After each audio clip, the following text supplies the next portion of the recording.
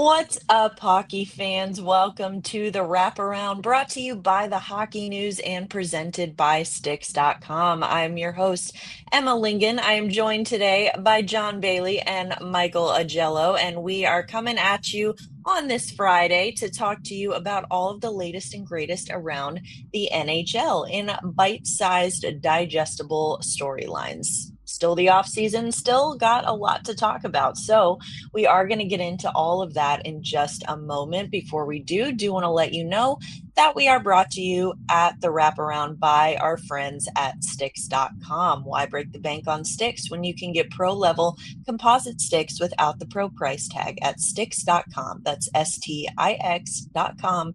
Head over there now and gear up. All right, guys.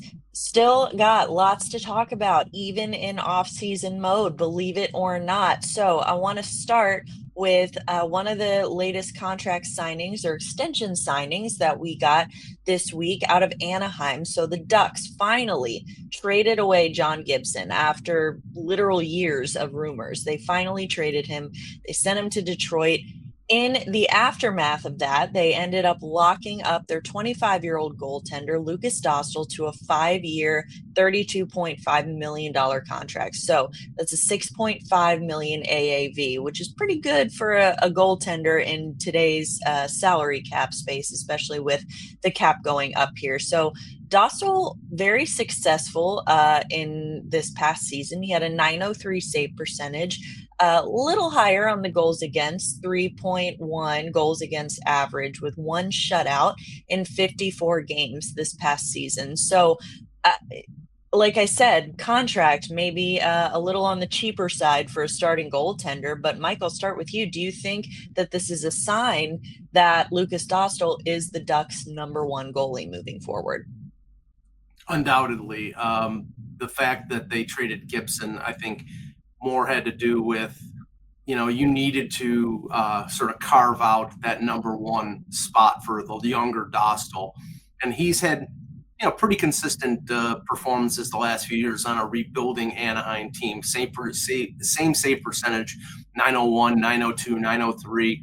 For a team that's hasn't been particularly good defensively, that's pretty decent.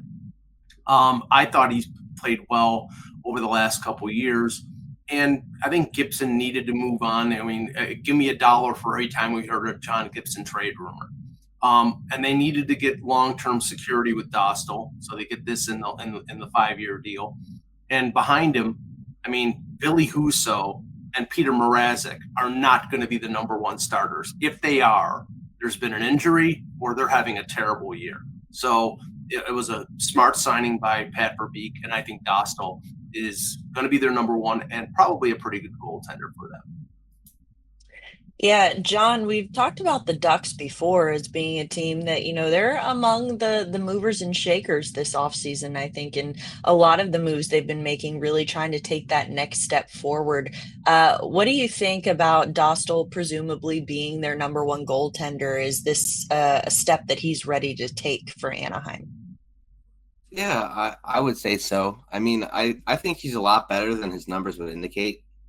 We all know Anaheim is not particularly good, and they still have a ton of money to spend. So that's part of the reason why I like the contract as well.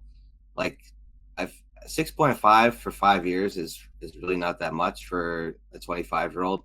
And from his perspective, it's good because he has an opportunity to sign another big money contract when he hits that 30-year-old mark. So it's a good deal for both sides. I would like to see Anaheim do a little bit more with the money they have after him. Like I said, they need to put a better team in front of him. They've had their share of head scratchers this offseason, but this, for me, is by far their best move of the summer. Definitely have had some interesting moves, but also some decent signings, I think. And they'll be a team to watch under a new head coach as well as they look to really take the next step in this rebuild that they've been in for a while.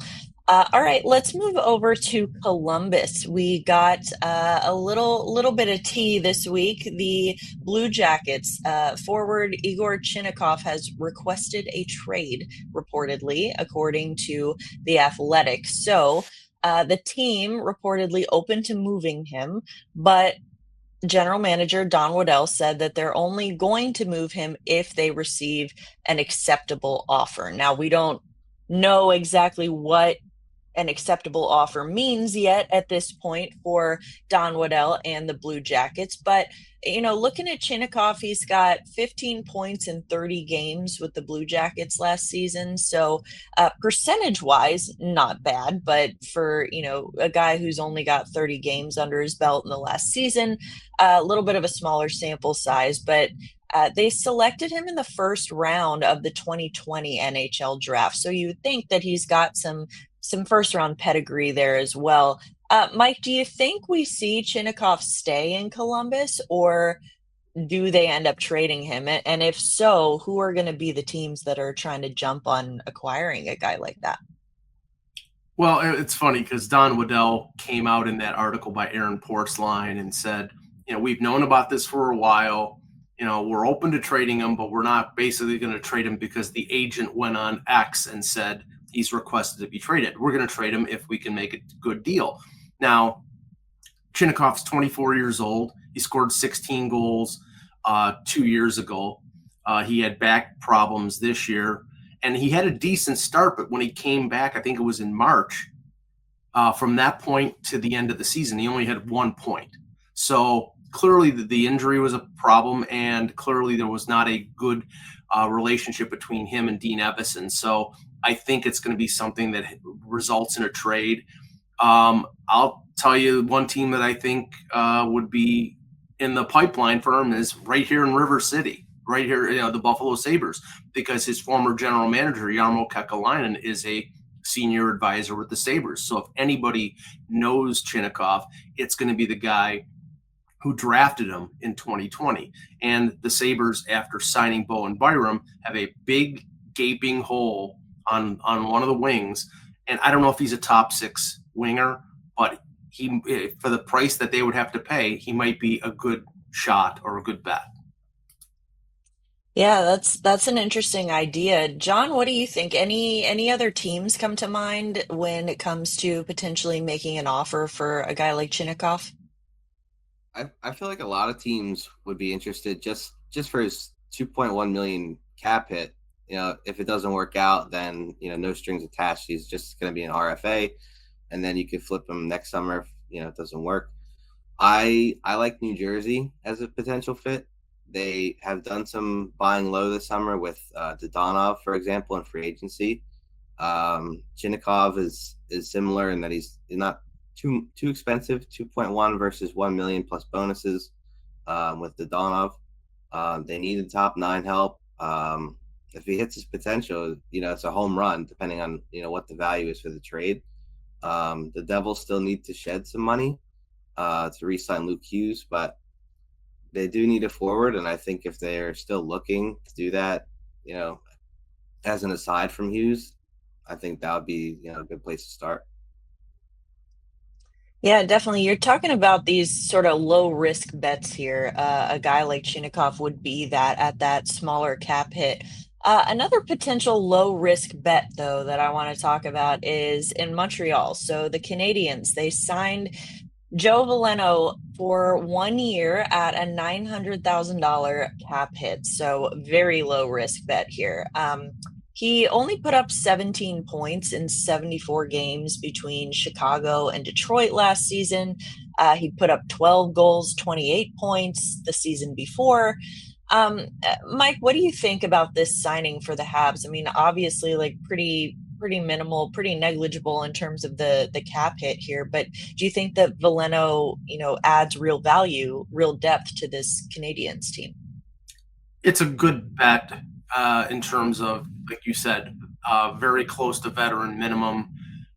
He's basically been a hot potato the last year or so, going from Detroit to Chicago, then getting flipped to Seattle for Andre Burakovsky, then getting bought out by Seattle because he's under the age of 26 and it's a 1/3 buyout. So he's going home. He's from Montreal.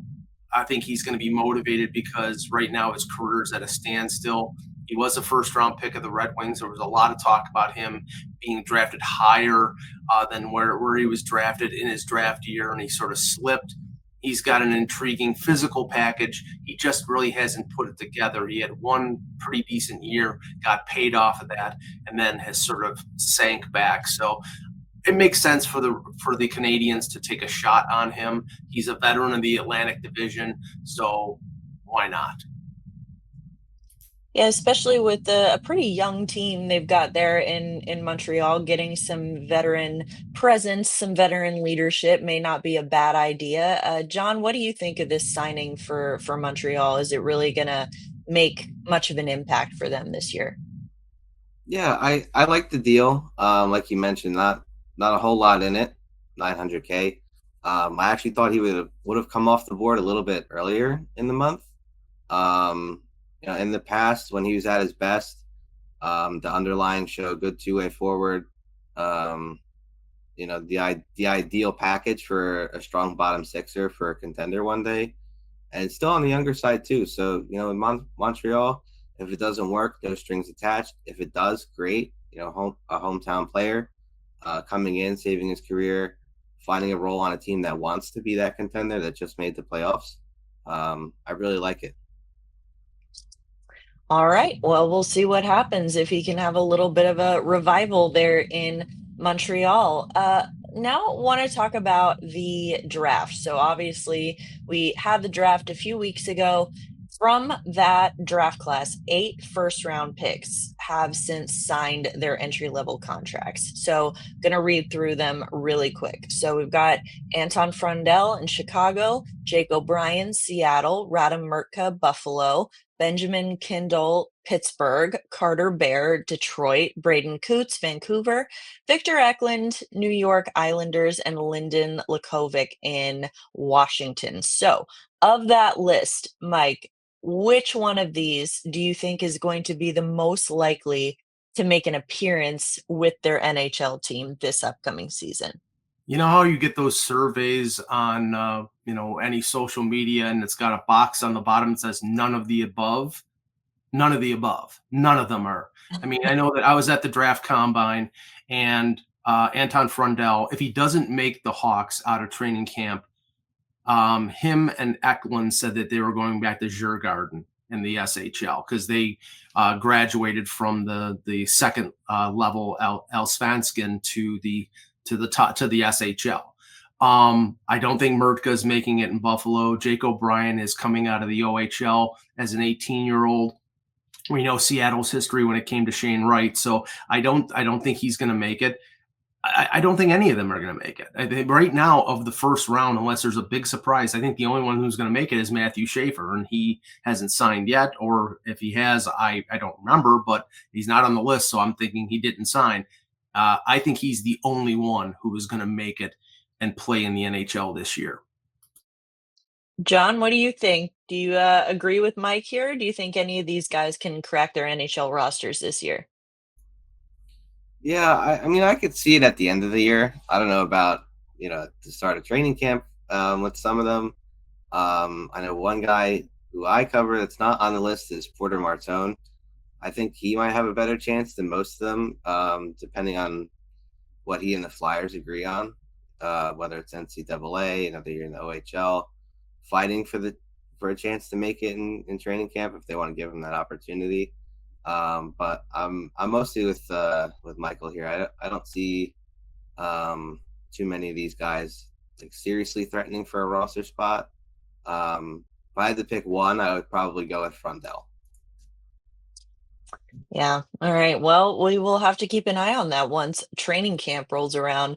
Um, all right, got a little bit of a feel-good story here out west in San Jose. So Joe Thornton, Jumbo Joe, has been hired by the San Jose Sharks as their new player development coach and a hockey operations advisor. So he played 15 of his 25 seasons with the Sharks. He's the second player to have his jersey retired by the team, of course, joining Patrick Marleau. With how much of a mentor Joe Thornton has been to young players, not just with the Sharks, but with around the league, through his other stops as well. Mike, do you think this is a smart hire by the Sharks, and how involved do you see him being sort of in the player development side of things? I'm not 100% sure how involved he's going to be, but to your point, I know that he had a big influence on Austin Matthews and Mitch Marner and some of the younger players in Toronto, and he was only there for 1 year. So I think that with that team, with Will Smith and Celebrini and Misa, you're going to, Sam Dickinson, you're going to have a lot of young players, and having a legend, having a guy who's going to be in the Hall of Fame like Joe Thornton, I think there's no downside to it. But in terms of day-to-day operations and what kind of influence he's going to have, I think they're probably going to let him sort of feel his way and do whatever he wants. He's a legend in that organization, and they want him around. Yeah, John, how big of a get do you think this was for the Sharks? Really, I'm sure, like to Mike's point, the his services would have been wanted or desired all around the league for just how much of a mentor that he's been. Obviously, going back to San Jose, where he spent most of his career, makes sense. But what do you think of this hire for the Sharks? Yeah, I like it. I think it's a good time now that they have Celebrini in the fold, Smith is in the fold. They already have Eklund. So I think to have an extra sounding board in the building that's, not Mike Greer, they could go to and talk about hockey, how they can improve, what a legend of the game thinks of their game and what he thinks they should add, in addition to Warsofsky, the head coach, just to switch it up and have people in the building. I think is going to be good for the younger players. Like Michael said, we don't really know what his role is going to be every day, but you have to imagine he's going to be around and he's going to be available for everyone to talk to and to consult. So I like it. It's a good story. Like Michael said too, we all know what he did with the Marners of the world, Matthews, Nylander, Riley. We're all in their early 20s or mid 20s when he was on that team 5 years ago. So yeah, I think it's good. We'll see if the Sharks can take another step this year with him. But I do think that he's going to be helpful for the younger guys. Well, that is a perfect segue for my next topic I want to talk about. You talk about the Marners of the world. I can see Mike just giddy with excitement over here because he knows what I'm about to ask. Of course, schedules came out for the upcoming season this week. So, one of the dates that everyone's probably got circled on their calendar right now, January 23rd, that's going to be Mitch Marner's return to Toronto now as a member of the Vegas Golden Knights. So I feel like this could go one of two ways, but I have a feeling I know which way it's going to go. Mike, what do you think? Do you think that Marner's going to get a warm hero's welcome in Toronto, or is he going to be greeted with boos and jeers from the fans? I think he's going to get a worse reception than John Tavares got at the Nassau Coliseum. Not only because he's a hometown boy, but because he spurned his hometown team. And it's not all on him. It's his father, it's his agent, and it's how he handled the whole situation. It's supposed to, especially that it came out after the fact that he blocked a trade to Vegas or blocked a trade to Carolina for Mikko Rantanen. Now, you can understand that his wife was 7 months pregnant, so you're not going to ask a player to move. But it was going back to the previous summer where they had approached him, and apparently the only place he wanted to go was Vegas. And all the talk about him talking to Max Pacioretty and Ryan Reeves about how it is to be in Vegas. The perception in Toronto is he had 1 foot out the door going back to last summer. And that's unforgivable, especially for a kid who's from Toronto, who supposedly dreamed of being a member of the Maple Leafs, and maybe sour. And I don't doubt that, but maybe he soured on it. So I think he's going to get excoriated by the Scotiabank Arena crowd in Toronto. And I just have to say something about the NHL quickly. Excuse me, I'm butchering things right now. The scheduling of this on a Friday night, not Saturday night, not hockey night in Canada, where this is a signature game for the season. This is like, they should have opened the season with this. They should have had it on Saturday night, and instead they have it on a Friday night, second of back-to-back games for the Vegas Golden Knights. They're playing in Boston the previous night. No morning skate, no media availability, nothing. The NHL really handled this badly in terms of putting this game up on a pedestal, because the bitterness, the vinegar, and the vitriol that will be spewed in that arena when he touches the puck every time is going to be delicious to watch. And it should have been something that the NHL put up on a pedestal, and instead they put it on an, oh, by the way, Friday night. Not a good look. No, I think, like you said, that's a good point about the back-to-back games. You miss those moments. I mean, I think obviously a much smaller scale here, but when, Patrick Laine returned to Columbus and you got that beautiful soundbite of him absolutely just destroying Columbus and the locker room culture there at that morning skate availability. And that was a huge thing that was talked about for weeks after that. And so, of course, it led to even more booing and jeering and taunting every time he touched the puck there. And that's in Columbus. I mean, now we're talking about Toronto. So, John, what do you think? I mean, I think we all probably agree that he's not exactly going to get Marner's not exactly going to get the hometown welcome in Toronto. But how do you see this going?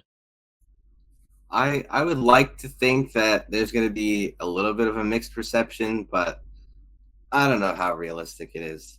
I think sometimes the online perception is you think, the voices online are louder than, all of the fans, but just how Michael explained the way everything went down from, last year to now, and even during this past season, I don't see too many saving graces here for Mitch Marner come January with the reunion game there. And I'll just say this, Emma. There was a preview at the end of Game 7. He was booed every time he touched the puck at the end of Game 7 in the third period. There was your sneak preview. That's what's going to happen on January 23rd. Yeah, I think we'll all be tuned into that one to see exactly how loud that building is. I feel like it's going to be pretty crazy. Speaking of Toronto, though, maybe a little more of a lighter topic here. The Maple Leafs have traded with the Vancouver Canucks. They traded for Dakota Joshua. They got a 2028 fourth round pick for him. Joshua is not going to be your high skill scoring forward, but he's a bigger guy. He's physical. He can kind of provide that sandpaper element that maybe Toronto has been missing, that they've been looking for in their forward group. Mike, how much of an impact do you think that Joshua is going to make? Do you think this is enough to sort of satisfy that requirement for grit and physicality that the Maple Leafs need? Well, Brad Treliving, it definitely is working his way toward changing the DNA, as he talked about at the end of the season. First, getting Nick Roy or Nicholas Waugh, however you want to pronounce it, in the Marner sign and trade, and now getting Dakota Joshua, who ironically was a Maple Leaf draft pick, played 4 years at Ohio State, and then Kyle Dubas, because I think he was a bigger player and Kyle Dubas was more focused on smaller skilled guys, let him essentially before walking as an unrestricted free agent, traded him to St. Louis, and then eventually he went to Vancouver and has played well for 2 of the 3 years with the Canucks. I think the factor with the Canucks is Rick Tocchet was the coach.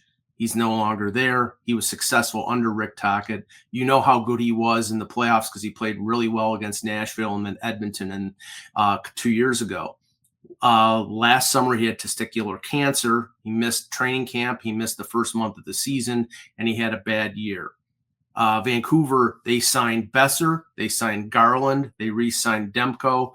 And I think the calculation was we have a player here that may not fit with our new coach, making $3.25 million for the next 3 years. He fits right in with what I think Craig Berube wants to do with that team, and he played for Berube in St. Louis. So I think it's one of those sort of buy low type moves for the Leafs, and they have the cap space since Marner is no longer there. So another solid addition from Brad Treliving. Yeah, I didn't even think about the Berube connection until you mentioned it. But yeah, I think this is a really good signing, or a really good trade rather, for Toronto, just in terms of what they need sort of in their forward group. John, what do you think about the fit here for Dakota Joshua? It's a good fit. I think if he could find the form that he had when he was successful um, last year, and then the playoffs, it's exactly what the Maple Leafs need. I mean, super physical, throws hundreds of hits a year, um, good bottom six player, and he could score a little bit too. Tough year this year. I think 7 goals and 14 points in 50 something games. But like Michael said, the testicular cancer thing, and then having to work your way back and basically playing from behind, all summer and basically throughout the year, was kind of tough for him. I feel like we could probably attribute a lot of his lack of scoring to that, and just not having a real training camp and a real summer. And I feel bad for him in a way too, because you have that great season, you earn the contract, you were a really good playoff performer, and then you have the cancer thing, and then you come back from it, but you're not 100% for most of the year, and then it's a business, and then you're off to somewhere else the next summer. So it's a bit tough for him, but I like the fit. And I'm a believer in the player. Like I think he can go back to what he was a year ago. Yeah, it's hard when you miss training camp, all of training camp and the first part of the season. Any player, I mean, it's like you're trying to catch a moving train for the rest of the season. So hopefully for him, he gets a full summer, full training camp, full health, and he can really be a contributor in Toronto. All right, let's head to Chicago. So the Blackhawks have been widely criticized for potentially not doing enough this offseason to surround Connor Bedard. Obviously, he's coming up on his contract year now. So if you're trying to convince him to stay, of course, restricted free agent, but still you're trying to convince him to sign long term and stay in Chicago. And you want to do that by proving to him that you can build a winning competitive team around him. So a lot of arguments could be made that the Chicago Blackhawks did not do that this year. I mean, they've made very minimal moves. They did re-sign Ryan Donato. I think that's a good move. Otherwise, though, they really didn't do much. So especially on the defensive end, you lose Seth Jones in that trade and really don't do much of anything to kind of backfill that role. So on one hand, the argument can be made that of course they're trying to hand the keys over to their younger core now and let them build this new sort of new dynasty together. But then of course, if you put on your tinfoil hat, you could say that maybe the Blackhawks deliberately did not do much this summer because there's a guy by the name of Gavin McKenna they are trying to draft next summer to go alongside Connor Bedard. They have their Jonathan Taves, now they need their Patrick Kane. So maybe that's just the plan here. But Mike, what do you think though? Do you think that that's the ultimate plan? Knowing, of course, that the Blackhawks aren't going to be guaranteed to get McKenna because the draft lottery still exists, or do you think that this is just sort of a lack of direction, lack of urgency in trying to build a team around Connor Bedard? No, Sam Lafferty is the key to winning the Stanley Cup. I mean, that was the big addition. Yeah, no, I mean, I think what the plan is right now on defense, like you said, they didn't replace Seth Jones. They're probably going to give Korchinski and Renzel and Levshunov opportunities. I'd like to get the mileage between Rockford and Chicago, because I think these guys are probably going to be going up and down based on how they're playing in the NHL. Frank Nazar, maybe Frondell makes it, but I think he's going, like I said, he's going back to the SHL. Yeah, I mean, I think that clearly you see what Pittsburgh is doing. I think Chicago is doing it as well. Even though San Jose loaded up on veterans on their blue line, I think they're aiming for Gavin McKenna and maybe 3 or 4 other teams about a month into the season. If they don't think that they have a chance to make the playoffs, you're going to see a mass exodus of some players, and they're going to be swinging for the fences for McKenna. So, yeah, Chicago is hoping for the dynamic duo like they had over a decade ago, or actually more like 15 years ago. And that's how old I'm getting. But yeah, McKenna is somebody to shoot for. And I think they're taking their shot. Yeah, like I said, still not a guarantee with the lottery. I mean, just ask the New York Islanders. You never know who's going to get the number one overall pick. But I've heard this a lot that a lot of teams have been extremely hesitant to trade their first round picks in 2026 because as long as you have a first round pick, that's a shot at Gavin McKenna. So, John, what do you think? Do you think that the Blackhawks should have done more this offseason?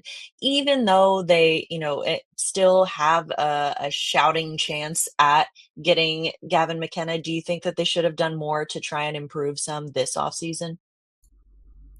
No, I don't think you have to, especially with how things went with some of the veterans they had before. Like they had Maroon, they had TJ Brody, and TJ Brody's just he couldn't find it in Chicago. So I think I guess they're looking at it like if they want to sign an older guy for a year or two to help out, like they already have Mikheyev, they have Foligno, they have Teravainen. They did add Lafferty. It's enough. Like I don't think you need to have more, especially if you want to give like Vlasic more ice time, Renzel more ice time, Levshinov, Del Mastro, Korchinski, Wyatt Kaiser's an RFA. So like if you want to just give the guys the time to grow on their own and play their way through it, I think it's fine. Like there's no rush. Obviously the McKenna draft is coming up. Verhoff, the defenseman, is pretty good as well. Maybe you don't want to spend two top 3 draft picks on a defenseman after having taken Levshinov last year. But you could do worse with your foundational setup if you miss out on McKenna. So I'm of the belief that you don't have to.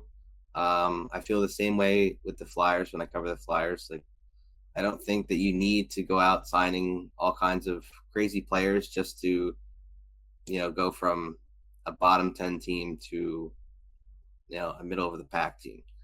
It doesn't move the needle a whole lot when you're looking towards the future and saying, I want to be a Stanley Cup contender. Because if you do improve that much, you could take yourself out of that running pretty quickly. And then what do you do then? So that's how I look at it. I don't think the Blackhawks have any need to rush. And I'm a believer of giving young guys their ice time and growing on their own. Yeah, you've also got a cautionary tale right there in the division with the Nashville Predators. They went out and made some big signings to try and make that jump into contention, and it could not have gone worse. So you definitely want to look around, and learn from other teams' mistakes as well if you are Chicago. So will be interesting to see, though, if they do not end up getting Gavin McKenna, how they maybe pivot in their strategy next year. All right, want to wrap up with one final question here. Again, similar idea here, talking about the Blackhawks. Did they do enough to support Connor Bedard? Now, Winnipeg Jets, also in the Central Division, did they do enough this offseason to sort of make up for the fact that they lost Nikolaj Ehlers? So just by way of review here, the Jets have added Gus Nyquist, Tanner Pearson, and then, of course, Jonathan Taves. They lost, in addition to Ehlers, they lost Mason Appleton and they lost Brandon Tanev. So just looking at sort of the additions and subtractions here, Mike, do you think that the Jets have done enough? Of course, you're not going to replace Ehlers and his kind of production with just one player usually, but do you think that the players they did bring in is going to be enough to sort of offset what they lost, or should they have tried to do more? Well, the cynic would say Nikolaj Ehlers was injured so many times over the years that it's not tough to replace him because when he's not there, you don't need to replace him. I think Taves is a good replacement for Adam Lowry, who's going to be out for the beginning of the year, recovering from offseason surgery. And Nyquist, as you know, is a good veteran guy, but they haven't made up for the scoring loss of Ehlers. And right now they have a ton of cap space, but they have a few restricted free agents like Gabe Vilardi and Dylan Sandberg that they have to get signed.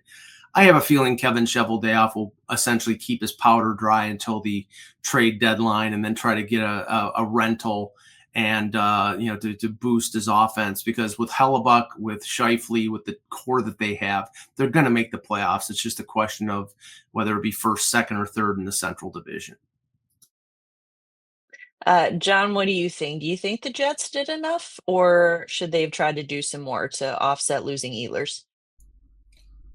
I think their offseason was fine. I don't think they did anything special. Like Mike said, Lowry's going to be out for a little bit. I think you have a lot resting on Jonathan Toews, who's been out of the game for a little bit. And if he can't find like a decent level, maybe not even particularly the one he was at, when the last time he played. If he can't do it, then you have Scheifele as your top center, and then Nemesnikov and Barron behind him. You could, slide down a few games at the start of the year if you can't score. Ehlers didn't play that much when he was in Winnipeg, and like Mike said, also injured a fair bit. So maybe the Jets are hoping that minor additions here and there can kind of chip in 30 to 40 points and come close to that, and spread the scoring out a little bit more. I don't know how much Nyquist has left in him at 35. So I don't know. I think maybe they did just enough to break even, and they still need to sign Dylan Sandberg too. So I think they did just enough to break even, but to hit the level, to go over, some of the other teams and become like a real contender to get to the round threes and to the final. I don't know. I don't see it yet. Maybe I will during the year, but for me, it's kind of much of the same. All right. Well, we have a lot to keep an eye on here in the Central Division. Two different teams, two different trajectories right now, but definitely will be interesting to see how they fare this season moving forward. For now, though, that is going to do it for today's episode of The Wraparound. Thank you for all of our listeners and viewers for joining us today, talking some hockey with us. We do appreciate it. Thank you, as always, to Sticks.com for sponsoring us. We will be back with an all new episode next week. For John Bailey and Mike Augello, I'm Emma Lingan. This is The Wraparound, and we will see you next time.